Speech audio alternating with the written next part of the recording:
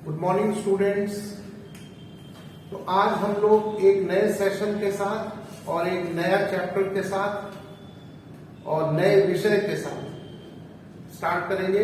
तो आज हम लोग ज्योग्राफी पर कुछ चर्चाएं करेंगे। उसका पहला चैप्टर है लैटिट्यूड है लॉन्गिट्यूड। तो अब सवाल उठा कि क्यों यहीं से शुरू हो, लैटिट्यूड लॉन्गिट्यूड, क्यों नहीं कोई और चैप्टर से शुरू। तो इसका कारण यह है कि लैटिट्यूड और लॉन्गिट्यूड किसी भी चैप्टर में आप कोई भी, आप वर्षा के बारे में पढ़िए, आप जलवायु के बारे में पढ़िए, आप कोई भी भूगोल के, ज्योग्राफी के किसी भी चैप्टर के बारे में पढ़िए, तो सबसे पहले आपको जानना होगा लैटिट्यूड और लॉन्गिट्यूड। जैसे हमने आपको ये कहा कि 23.5 डिग्री ट्रॉपिक ऑफ कैंसर और ट्रॉपिक ऑफ कैप्रिकॉर्न, कर्क रेखा, मकर रेखा, तो ये ट्रॉपिकल एरियाज हैं। तो यहाँ के वन अलग होंगे, वर्षा अलग होगी, जलवायु अलग होगी। तो जब तक आपको ये रेखाओं के नाम नहीं पता होंगे कि किस रेखा को क्या कहेंगे, तो जब हम आने वाले चैप्टर्स के बारे में उन रेखाओं को संबोधित करते हुए कोई बात बताएंगे तो फिर आपको दिक्कत होगा। तो इसलिए ज्योग्राफी का कोई ऐसा चैप्टर नहीं जिसमें लैटिट्यूड और लॉन्गिट्यूड की चर्चा न हो। तो इसीलिए लैटिट्यूड और लॉन्गिट्यूड से ही शुरू करना सबसे बेस्ट है। तो लैटिट्यूड और लॉन्गिट्यूड पर आने से पहले हम आपको कुछ बातें बताते हैं। देखिए, भूगोल में 3 ऐसे क्षेत्र हैं। भूगोल में जो मैंने अपने अनुभव से सीखा कि भूगोल में 3 ऐसे क्षेत्र हैं जहां पर आपको सबसे अच्छा पकड़ होना चाहिए। तो I am talking about the globe.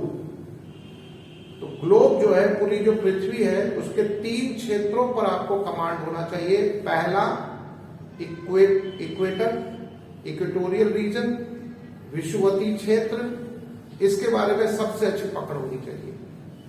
Number 2, भूमध्य सागर वाला क्षेत्र,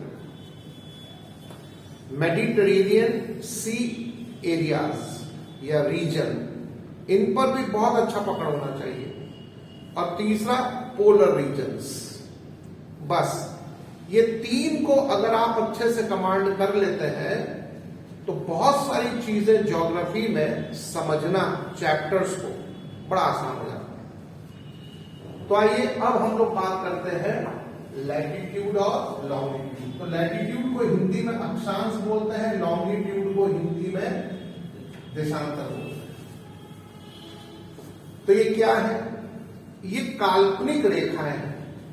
ये आपको पृथ्वी पर ऐसी कोई रेखा खींची भी नहीं मिलेगी। अगर ये पृथ्वी पर रेखा होती तो बताओ, कहीं ना कहीं से तो पृथ्वी से जा रही होती और हम लोग उसको देख करके बोल देते ये 23.5 डिग्री है। तो ऐसी कोई रेखा, वास्तविक रेखा पृथ्वी पर नहीं खींची है। ये काल्पनिक रेखाएं हैं, ये ज्योग्राफर्स के द्वारा बनाई गई रेखाएं हैं। तो ये बनती क्यों है, इनको बनाने का कारण क्या है? ताकि हम ग्लोब में, पूरे विश्व के नक्शे में हम बहुत सारी चीजों को कंट्रोल कर सके, कमांड कर सके, आसानी से समझ सके। दूसरा, लैटिट्यूड और लॉन्गिट्यूड दोनों का प्रयोग करके हम किसी भी जगह, गुमनाम कोई भी जगह, जैसे किसी ने कहा लोहरदग्गा, तो अगर लोहरदग्गा का हमको लैटिट्यूड और लॉन्गिट्यूड अगर पता चल जाए तो बड़े आसानी से हम विश्व के नक्शे में इसे ढूंढ पाएंगे। तो इसीलिए इनका बहुत ज्यादा महत्व है, लैटिट्यूड और लॉन्गिट्यूड का। तो चलिए आइए अब हम लोग इन पर आराम आराम से बात करें। देखिए, सबसे पहले आपको कुछ बातें लिखनी होंगी, कुछ महत्वपूर्ण बातें। तो ये बोल देते हैं, आप अपना लिखते हुए चलिएगा। कुछ महत्वपूर्ण बातें, some important points।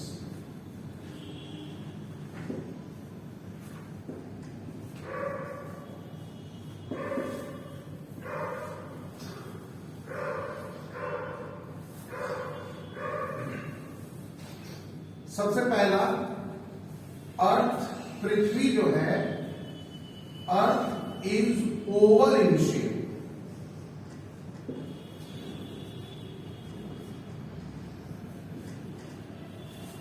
पृथ्वी जो है कहने को गोल है, कहने को, लेकिन अगर हम ज्योग्राफिकल टर्म्स में बात करें तो पृथ्वी जो है वो अंडा आकार है, एग्जैक्ट गोल नहीं है। तो पृथ्वी का जो आकार है वो इस प्रकार है।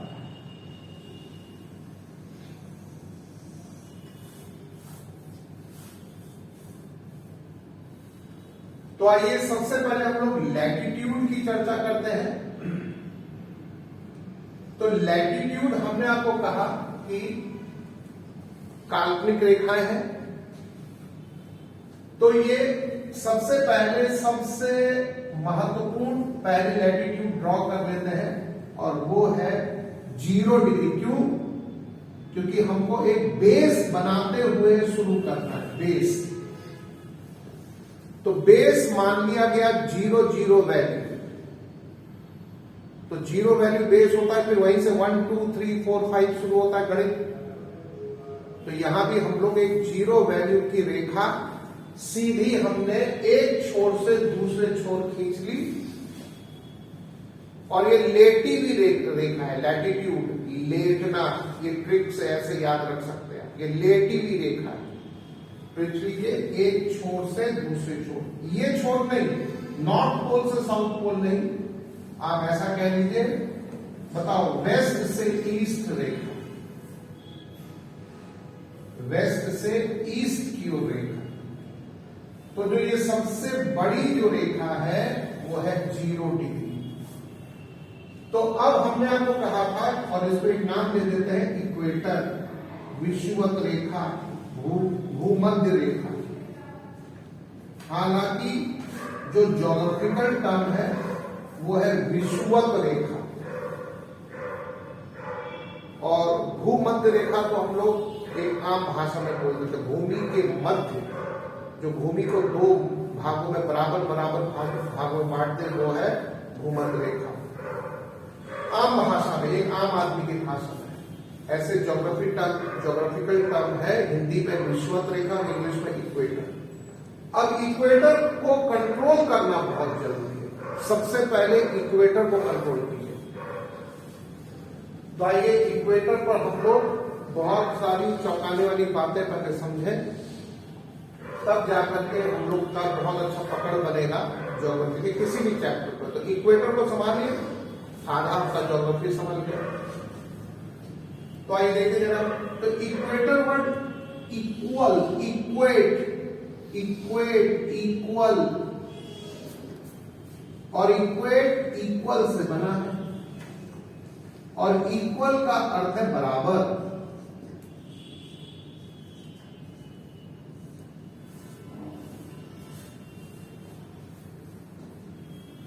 तो इसलिए क्या करता है इक्वेटर? पूरे पृथ्वी को 2 बराबर हिस्सों में बांट देता है। ऊपर वाले एरिया को हम लोग बोलते हैं नॉर्दर्न हेमिस्फीयर, उत्तरी गोलार्ध। हेमी मीन्स अर्थ, आधा, स्फीयर मीन्स गोल, और नीचे वाले को हमने कह दिया, ऊपर वाला नॉर्दर्न हेमिस्फीयर, नीचे वाला southern hemisphere.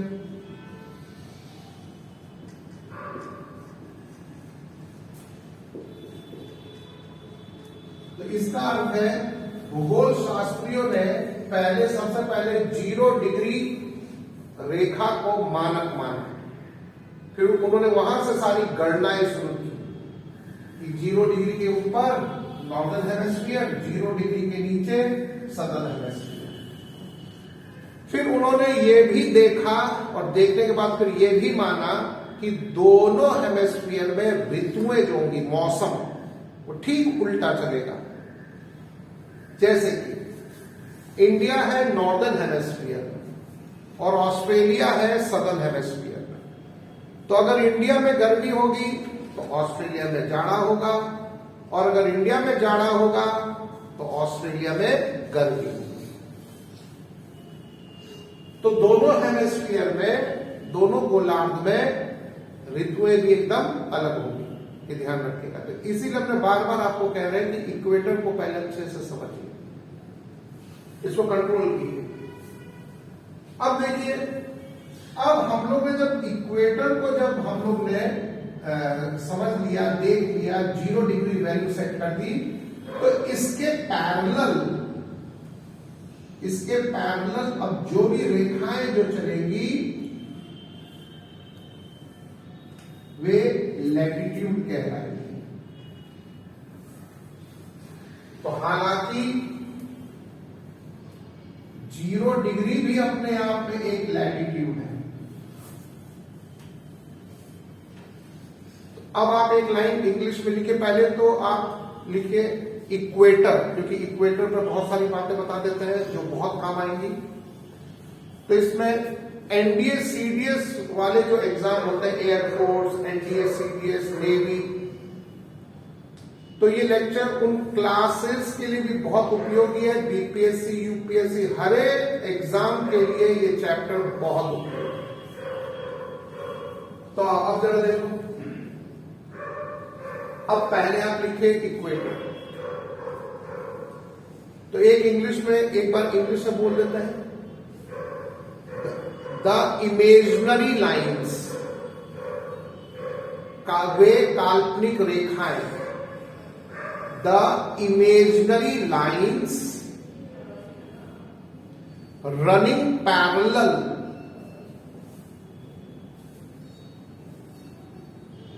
To equator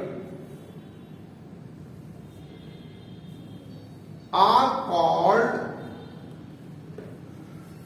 latitudes।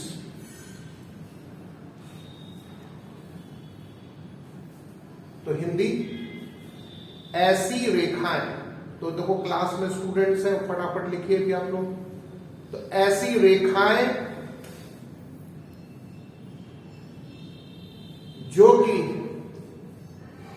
विषुवत रेखा के पैरेलल खींची गई हो,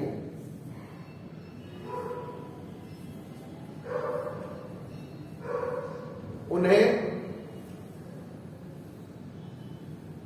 अक्षांश कहा जाता है। तो आपके ऊपर, आप इंग्लिश में समझना चाहते हैं इंग्लिश में समझिए, आप हिंदी में समझना चाहते हैं हिंदी में समझिए।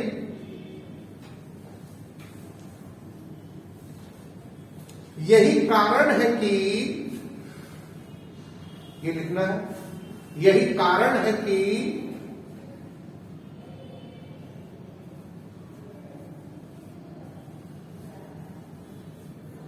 लैटिट्यूड्स को पैरेलल्स के भी नाम से जाना जाता है। पैरेलल्स,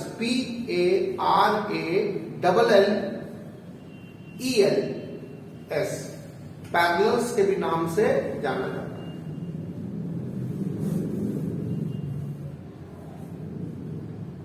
अच्छा, क्लास वाले स्टूडेंट बताइए कोई प्रॉब्लम? तो बताओ कहां से शुरू हुआ? 0 डिग्री, और ईस्ट से वेस्ट एक रेखा खींची गई जो पृथ्वी को 2 बराबर हिस्सों में बांट रही थी, उसका नाम रख दिया गया इक्वेटर। अब हम जो भी गणना आगे करेंगे वो इक्वेटर के संदर्भ में करेंगे। अब देखो, जैसे पहले, अब डिफाइन करो फिर से कि लैटिट्यूड क्या है। तो लैटिट्यूड ऐसी पैरेलल रेखाएं हैं, बराबर की रेखाएं हैं, जो कि इक्वेटर, ऐसी काल्पनिक रेखाएं जो कि इक्वेटर के पैरेलल्स चलती हैं, इसलिए इन्हें पैरेलल्स के भी नाम से जाना जाता है। तो ये इक्वेटर के बराबर बराबर चलेगी, मतलब ना कोई कम होगा ना कोई ज्यादा होगा। तो आइए अब जरा देखें,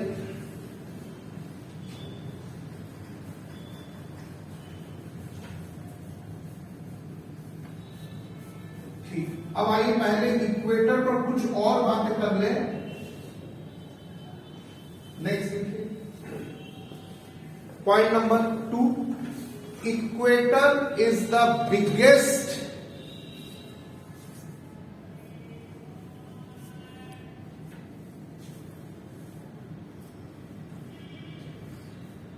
equator is the biggest latitude.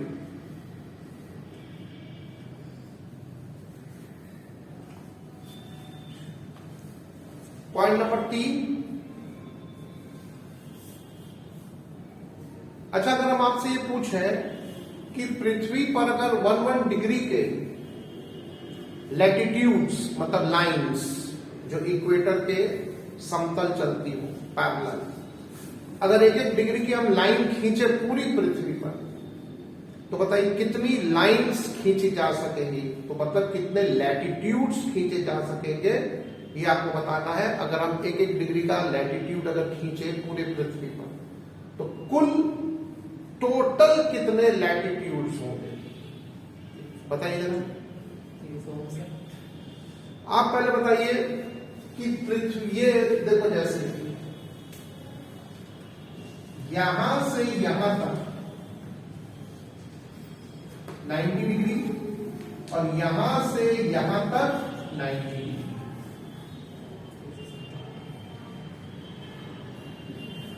90। तो इसका अर्थ है ऊपर में भी 90 होगा और नीचे में भी 90 होगा, तो 90 और 90 कितना हो गया 180। लेकिन एक लैटिट्यूड तो इक्वेटर भी अपने आप में है, तो बताओ टोटल कितने लैटिट्यूड्स हो गए टोटल, अगर हम कहेंगे तो 90 ऊपर 90 नीचे, और बताओ 1+1 तो 90 +1 इतने टोटल लैटिट्यूड्स। अच्छा एक चीज और बात हम समझा देते हैं, तो पहले ये चीज जान लीजिए कि टोटल लैटिट्यूड्स कितने आएंगे, 90 ऊपर होंगे प्लस 90 नीचे होंगे, 1-1 डिग्री के 90 ऊपर होंगे 90 नीचे होंगे +1, तो ये आगे ये 1 जो है, ये 1 जो है इक्वेटर है। तो आइए अगला देखें, तो ये कितना हो गया 181। तो अगर हम पूरे पृथ्वी पर 1-1 डिग्री के लैटिट्यूड खींचे तो टोटल लैटिट्यूड की संख्या 181 होगी। वो इसलिए होगी कि 90 डिग्री तो नॉर्दर्न हेमिस्फीयर में 90 रेखाएं खींची जाएंगी नॉर्दर्न हेमिस्फीयर में, और 90 रेखाएं खींची जाएंगी सदर्न हेमिस्फीयर।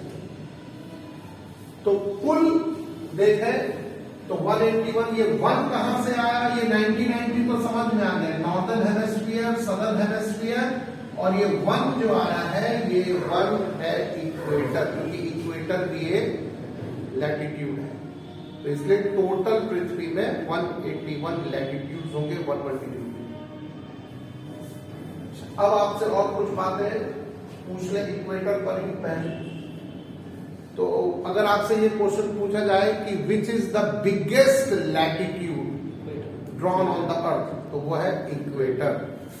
क्यों? क्योंकि इक्वेटर साइड से बल्जिंग आउट है, बाहर की ओर चपटा नहीं है, साइड से ऐसा था ना, ऐसा थोड़ा सा गोल होगा, तो ये बल्जिंग आउट है, इसको इंग्लिश में बोलते हैं बल्जिंग आउट।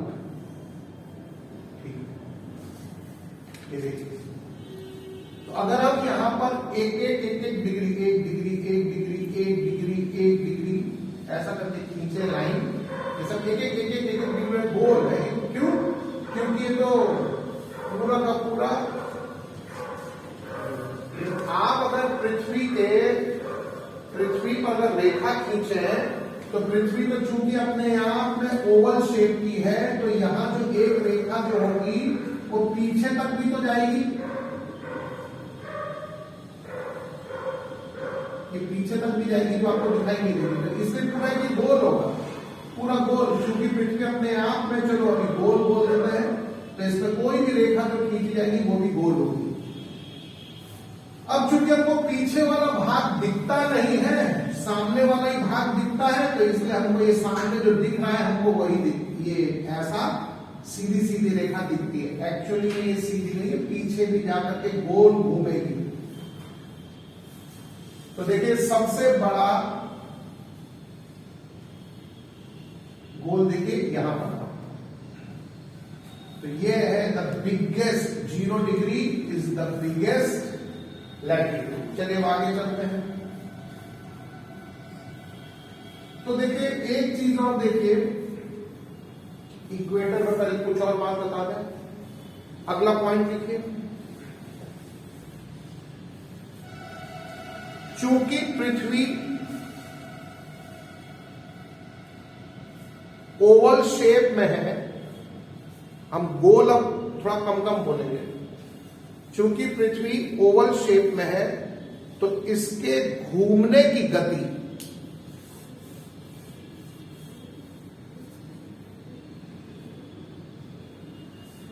अलग अलग अक्षांश पर अलग अलग होगी।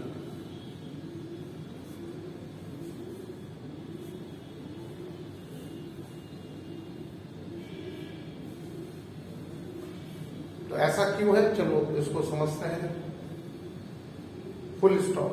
तो यहां अक्षांश लैटिट्यूड, अब नीचे लाइन पे लिखिए, पॉइंट वही चल रहा है। पृथ्वी के घूमने की गति मतलब रोटेशनल स्पीड, पृथ्वी के घूमने की गति सबसे तेज इक्वेटर पर होगी।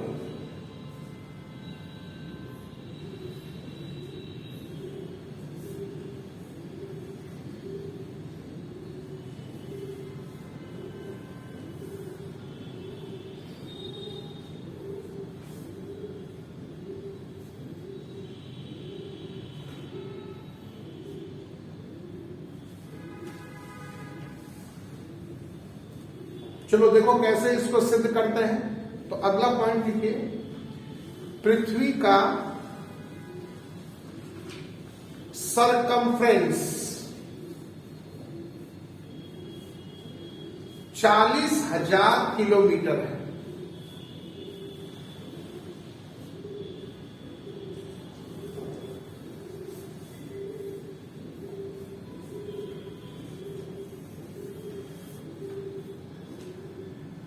सरकमफ्रेंस कहा जाए पूरा का पूरा, हम जो गोल जो नापते हैं, जैसे कोई अगर आपके फीता लेकर के कमर से कोई पूरा कमर नापे आगे तक तो कहेगा 40 इंच, तो उसने आपका पूरा सरकमफ्रेंस, उस दर्जी ने आपका टेप से सरकमफ्रेंस नापा है।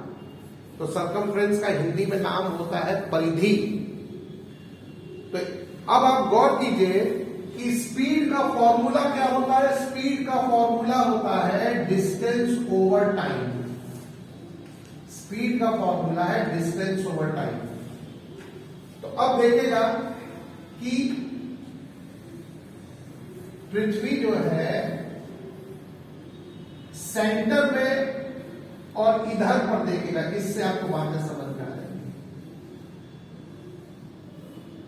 तो पृथ्वी का जो सरकमफ्रेंस है 40,000 किलोमीटर, वो इक्वेटर पर है। यहां पर या एकदम नॉर्थ पोल पर 40,000 किलोमीटर थोड़ी होगा। स्वाभाविक है कि यहां पर आर्कटिक सर्कल पर और पोल पर ये 40,000 किलोमीटर नहीं होगा, 40,000 किलोमीटर से कम होगा, और पोल पर तो और भी कम होगा। तो अगर आप 40,000 किलोमीटर इक्वेटर की बात पहले कर देते हैं, इससे आपको सारी बातें समझ में आएगी कि पृथ्वी की घूर्ण गति हर जगह पर अंतर क्यों है, अलग अलग क्यों है। और हर बार पृथ्वी पूरा घूमने में लगाती है 24 घंटा।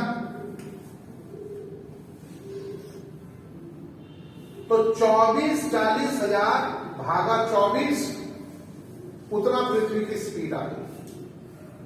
लेकिन ये तो इक्वेटर पर है।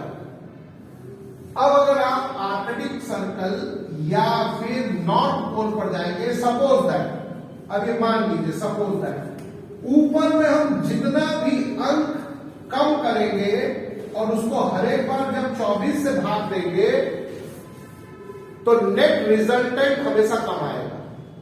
जैसे मान लिया जाए, सिर्फ एक एग्जांपल है कि पोल पर है 30,000 किलोमीटर, एग्जाम्पल के तौर पर, और नीचे से उसको हर बार हमको 24 घंटे से ही भाग देना।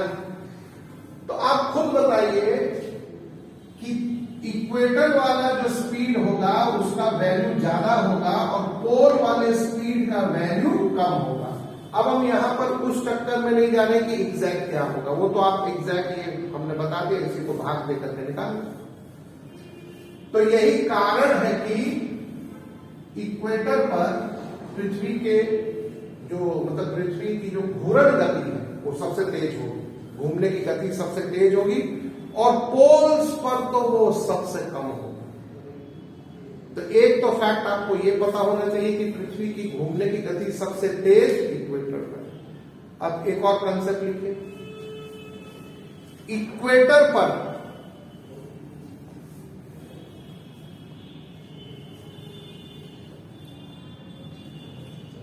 पृथ्वी का सेंट्रीफ्यूगल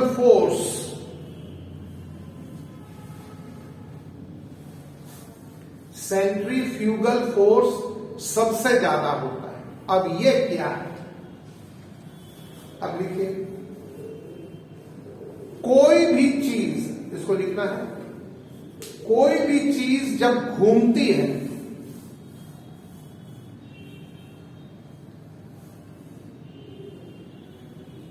तो घूमने के कारण उस पर दो बल, फोर्स बल, तो उस पर दो बल लगते हैं।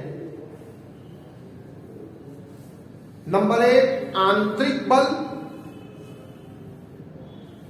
नंबर दो बाह्य बल।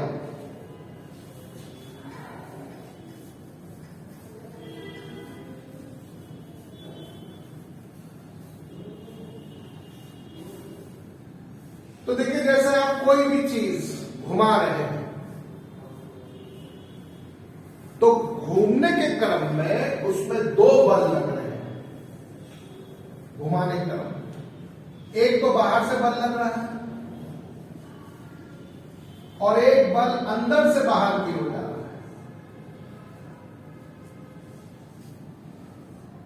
और एक बल बाहर से भी लग रहा है। तो ये दो प्रकार के बल लगते हैं।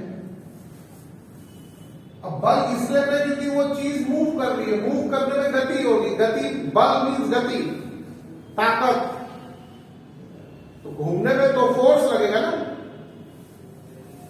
तो पहला जो है, एक है सेंट्री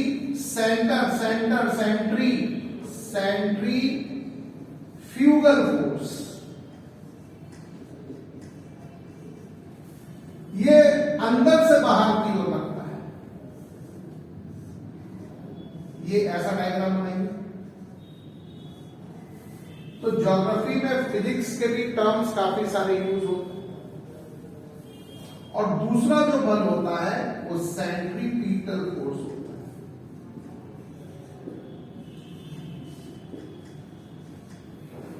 तो ये बाहर से अंदर,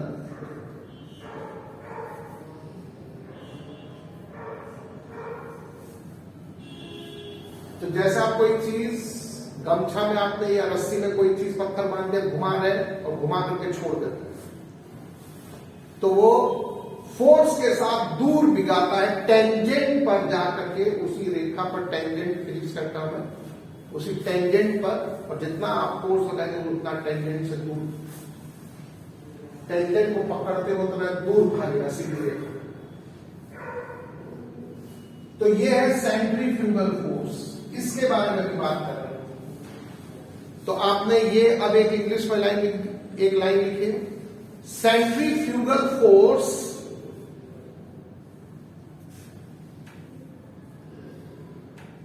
is maximum at equator. Centrifugal force is maximum at equator.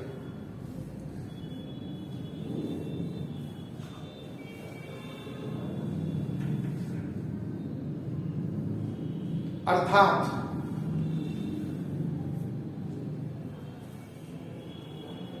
अगर हम किसी चीज को एक समान गति से घुमाकर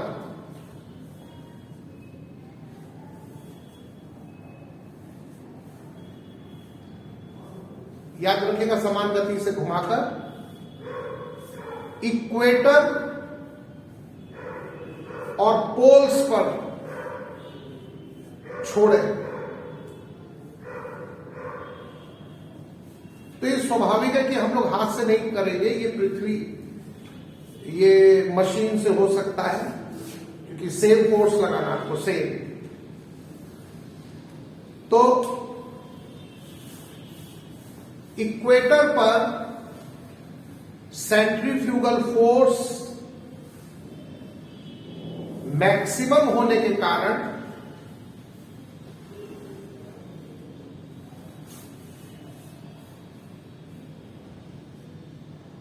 किसी भी चीज को वहां से, किसी भी वस्तु को वहां से छोड़ने पर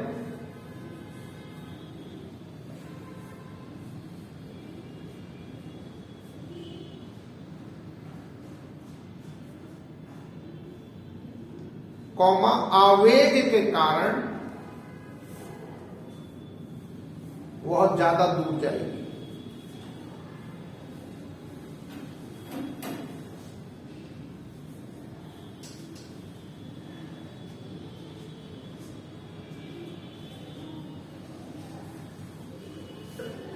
अर्थात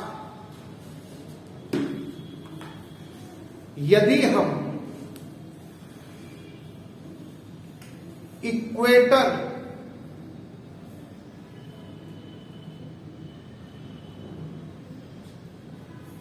अच्छा इस लाइन को काटिए, एक लाइन और जोड़िए, तब हम उस लाइन को इससे रिलेट करते हुए आपको समझा दें। देखिए पहले एक पॉइंट, अगला पॉइंट इक्वेटर पर, फिर इन दोनों को जोड़ करके वो बात बता देते हैं जो इसके बाद लिखा है। अर्थात अगला पॉइंट, इक्वेटर पर ग्रेविटेशनल पुल, ग्रेविटेशनल पुल भी सबसे कम होता है।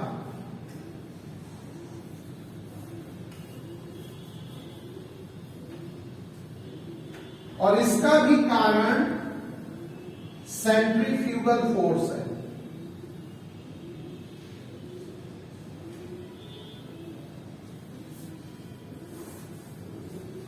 क्योंकि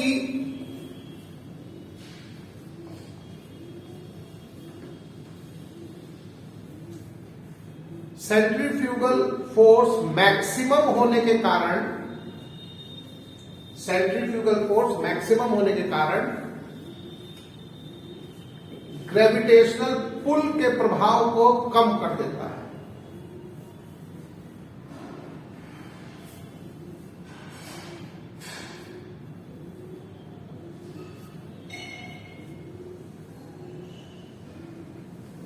अर्थात सरल शब्दों में यदि हम कोई भी सैटेलाइट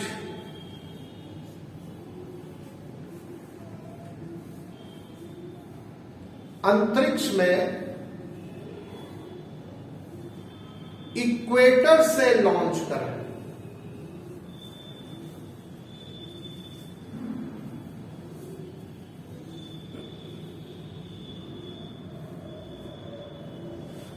तो वह आसानी से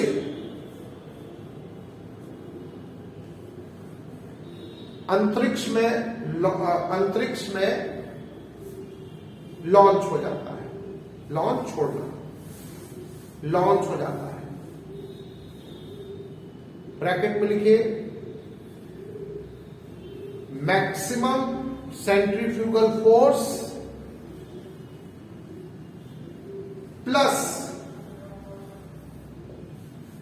लीस्ट ग्रेविटेशनल पुल।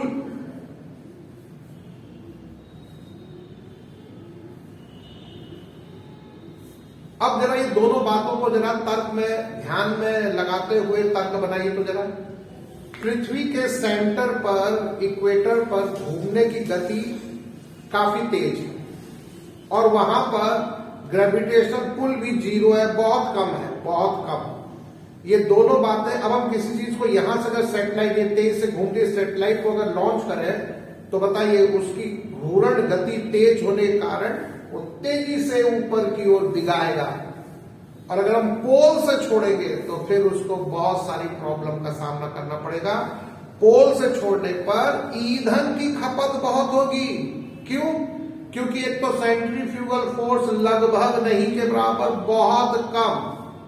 जैसे आप ऐसा समझ लीजिए, स्पिन बॉलर को 6 मारने में बैट्समैन को बहुत ताकत लगानी पड़ती है, लेकिन फास्ट बॉलर को 6 मारने में बैट्समैन को बहुत कम ताकत लगानी पड़ती है।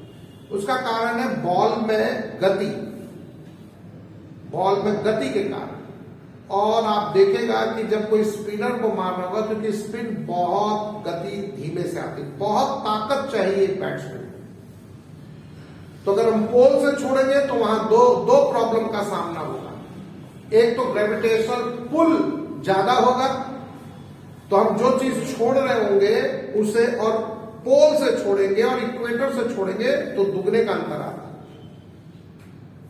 तो पोल पर ग्रेविटेशनल जो पुल है वो उसको बार बार नीचे खींच रहा होगा, तो हमको दुगना ईंधन, दुगनी ताकत नीचे की ओर ईंधन उसको तब पुश, उतना ही नीचे पहले उसको पुश करना पड़ेगा, तब ऊपर भिगाएगा।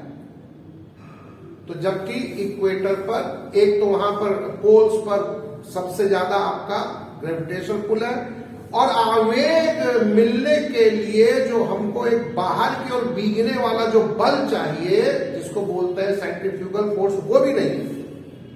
तो ऐसा समझिए कि कोई लड़का खड़ा है, उसे धक्का देना है, और सामने से ग्रेविटेशनल पुल से खींच रहा है कि हम इसको धक्का नहीं लगने देंगे, तो आपको दुगनी ताकत लगानी पड़ेगी उसे धक्का देने में। लेकिन अगर कोई पहले से ही मूवमेंट में है, हल्का हल्का दौड़ रहा है, हल्का हल्का दौड़ रहा है, और आप उसे पीछे से धक्का दे रहे हो जिस दिशा में वो दौड़ रहा है, तुरंत दौड़ जाएगा, वो तुरंत आगे दिखा जाएगा। अगला पॉइंट लिखिए। यही कारण है कि दुनिया के सारे लॉन्चिंग पैड्स, यही कारण है कि दुनिया के सारे launching satellite launching pads, satellite launching pads अपने देश के सबसे निचले बिंदु पर है, अपने देश के सबसे निचले बिंदु पर स्थित है। तो ये आईएएस में भी पिछले साल का क्वेश्चन है, और एनडीए सीडीएस में तो कई बार पूछा गया है, और दोनों एग्जाम यूपीएससी कंडक्ट कर रही है। तो ब्रैकेट में लिखे इसका रीजन,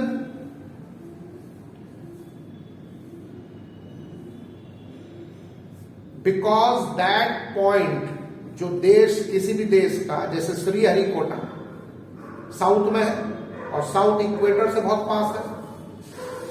अच्छा बताइए, हर एक देश का जो सबसे निचला पॉइंट होगा वो इक्वेटर के एकदम पास होगा, तो हम लोग का तो और भी पास है, श्रीहरिकोटा साउथ, और इक्वेटर वहां से थोड़ा सा ही दूर।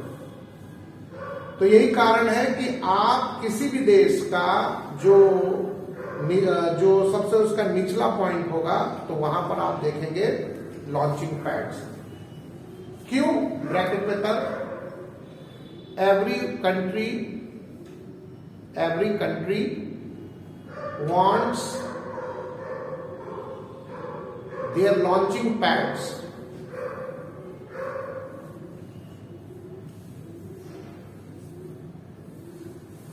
तो ये हम बात कर रहे हैं नॉर्दर्न हेमिस्फीयर। नॉर्दर्न हेमिस्फीयर वाले चाहेंगे कि इक्वेटर के जितना पास रखें, तो एकदम सबसे निचला बिंदु, because every country wants their launching pads to be as close as equator। इसका अर्थ है इक्वेटर के जितना पास आ जाए उतना अच्छा, कम ईंधन, और बताओ सक्सेसफुल लॉन्च में भी मदद। दूसरी बात, अच्छा, सदर्न बताइए, सदर्न हेमिस्फीयर वाले क्या चाहेंगे कि उनका भी लॉन्चिंग पैड्स एकदम इक्वेटर के सबसे पास हो। तो अब आप खुद दिमाग लगाओ ना, अब आपको हमने तर्क बता दिया, खुद दिमाग लगाओ। नॉर्दर्न हेमिस्फीयर वालों का हर देश के सबसे निचले पॉइंट में होगा, और बताओ सदर्न हेमिस्फीयर वालों का सबसे टॉप पॉइंट पर होगा, क्योंकि दोनों पॉइंट इक्वेटर के सबसे पास होने चाहिए। इसमें एक और पॉइंट लिखिए, अगला पॉइंट, चूंकि पृथ्वी वेस्ट से ईस्ट की ओर घूमती है,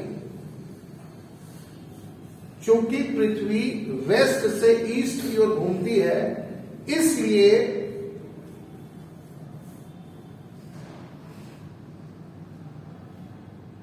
सैटेलाइट लॉन्चिंग पैड्स को भी ईस्टर्न पॉइंट की ओर रखा जाता है।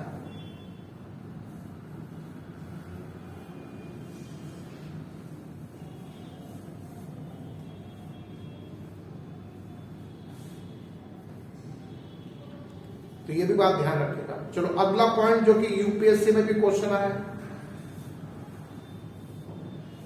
अगला पॉइंट, किसी भी सैटेलाइट को कक्ष में स्थापित करने के लिए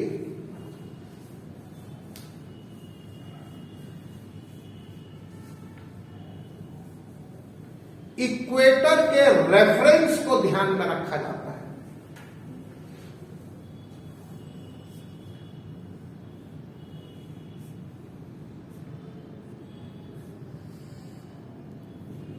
अब लिखिए special note,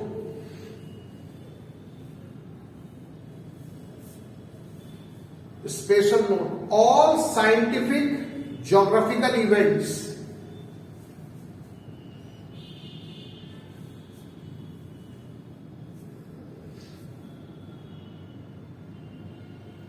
all scientific geographical events have equator as their reference point.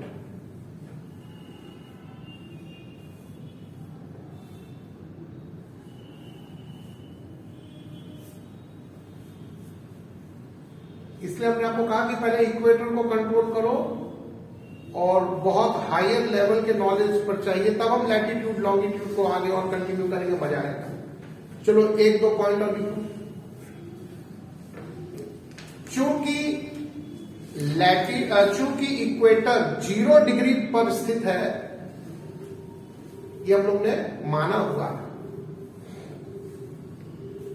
इसलिए वहां की जलवायु कॉमा, उसको और खोल देते जलवायु को, वर्षा कॉमा तापमान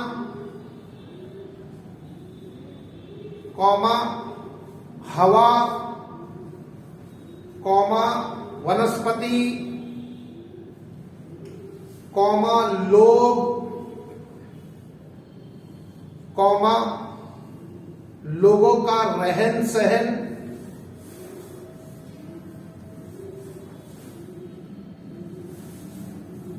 सबसे भिन्न होगा।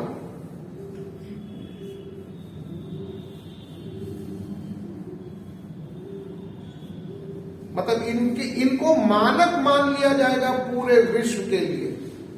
तो जहां जहां ऐसा जलवायु, लोग, ऐसा प्रकार का सब कुछ दिखेगा, वहां हम कहेंगे भाई कि इंडिया के, जैसे हमने कह दिया अरुणाचल प्रदेश या फिर अंडमान एंड निकोबार आइलैंड्स, यहां पर इक्वेटोरियल रीजन जो ये है, इक्वेटोरियल रीजन जो है, यहां के वन, यहां के जनजाति लोग में वो सारे गुण मौजूद है जो कि इक्वेटर पर है। तो कहने का तात्पर्य है कि अब ये सारे चीजों को जब आप कंट्रोल कीजिएगा और इनको हम मानक बना करके जब किसी भी प्रदेश की, किसी भी क्षेत्र की जलवायु समझा रहे होंगे, वन समझा रहे होंगे, तो देखना ये इक्वेटोरियल रीजन वाले वर्ड बार बार आता रहेगा। इक्वेटोरियल रीजन का अर्थ है इक्वेटर के समतल जो क्षेत्र है। तो अब ये मानक हो गए, भूगोल के लिए मानक है। तो हमको अगर कुछ किसी भी चीज को विश्व में कहीं कुछ समझाना है तो हम रेफरेंस लेंगे इक्वेटर का, ये ध्यान में रखिएगा। तो यहां पर एक और लिख लीजिए, इक्वेटर में डायर्यूनल, DIRUNL, डायर्यूनल टेम्परेचर सबसे कम होता है। तो एक इंग्लिश वर्ड है क्योंकि एग्जाम में ऐसे ही विकल्प में आया। क्यों? क्योंकि इक्वेटर में केवल और केवल गर्मी होती है। अब ये बताते हैं, तो ये डायर्यूनल टेम्परेचर सबसे कम होता है, इसका क्या अर्थ है? देखिए, इस सरल शब्दों में इक्वेटर पर दिन और रात के तापमान में बहुत कम अंतर होता है।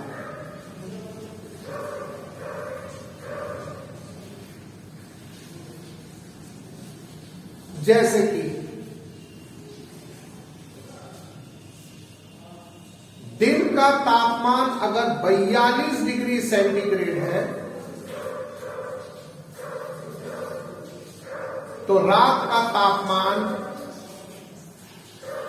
41 डिग्री 41 डिग्री सेंटीग्रेड होगा। तो इसका अर्थ है क्या सुबह क्या रात सब तापमान एक जैसा ही होता है। अब देखो, आप एक एग्जाम्पल ले लो, पटना अभी का समय ले लो, जाड़ा का समय चल रहा है, तो सुबह सुबह का तापमान देख लो 4 डिग्री 5 डिग्री, और दिन का तापमान देखो 16 डिग्री। फिर रात का तापमान देखो तो फिर मतलब फ्लक्चुएशन बहुत है तापमान में। लेकिन विषुवती प्रदेशों में दिन के तापमान और रात के तापमान में हार्डली कोई डिफरेंस है, तो वहां तापमान में अंतर सबसे कम है। अच्छा, अगला पॉइंट लिखिए, इक्वेटर पर केवल एक ही मौसम होता है और वो है गर्मी।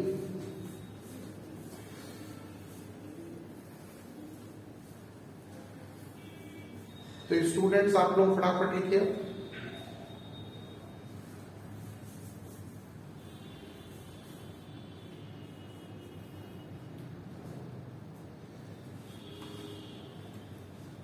अगला पॉइंट, इक्वेटर पर एक खास प्रकार की वर्षा होती है। जैसे हम लोग क्या मॉनसून है, तो वहां मॉनसून नहीं है। एक खास प्रकार की वर्षा होती है जिसे कन्वेक्शनल रेनफॉल कहा जाता है।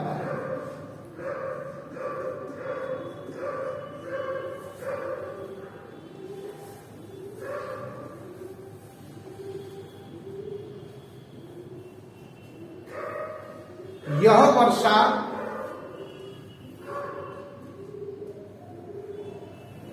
धरती के गर्म होने से, धरती के गर्म होने के कारण होती है। देखिए, इसमें पानी का प्रभाव, समुद्र का प्रभाव ऐसा कुछ नहीं होगा, ऐसा होगा। देखिए, ये धरती है, ये दिन रात तप रही है, इक्वेटर दिन रात तप रहा है और केवल एक ही मौसम है और वह है गर्मी। कोई जाड़ा, कोई बसंत, कोई ऋतु नहीं, केवल एक ही मौसम है, समर। अब दिन भर ये तपा सूर्य की किरणें, तो धरती जब ये तपेगी तो क्या होगा, यहां की जो हवा है वो हल्की होगी, हल्की होकर के ऊपर उठेगी, और ऊपर उठेगी तो ऊपर जाकर के हवा ठंडी हो जाएगी, और ठंडी होकर के बादल का निर्माण करेगी। और बादल जो है, जैसे ही वो मॉइस्चर को जब होल्ड नहीं कर पाएंगे, नमी को रोक नहीं पाएंगे, तो वो नीचे नमी छोड़ देंगे। तो इस प्रकार की बरसात को बोलते हैं, ये पानी बरसना, ये पानी बरसना, कन्वेक्शनल रेनफॉल। तो ये रेनफॉल विषुवतीय प्रदेशों में आम है, गर्मी के कारण होती है। हम लोग पटना में भी क्या देखते हैं गर्मी के दिनों में, जब बहुत गर्मी होती है ना, तो बताओ शाम के 4-5 बजे तक बरसात हो जाती है। बहुत गर्मी के दिनों में आप देखना, उस समय मानसून भी नहीं आया, तो वहां तो डेली है। अच्छा, लास्ट में एक पॉइंट और लिखिए, इक्वेटर पर कन्वेक्शनल रेन पूरे दिन में कई बार होती है।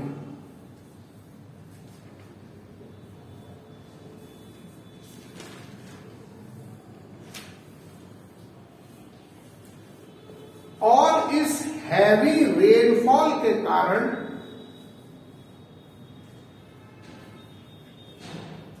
वहां के वन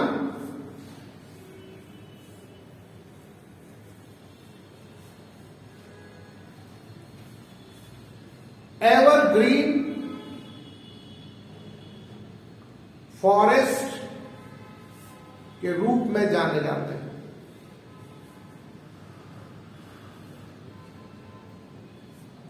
अच्छा, इनका उपनाम रेन फॉरेस्ट भी है, फुल स्टॉप, इनका उपनाम रेन फॉरेस्ट भी है।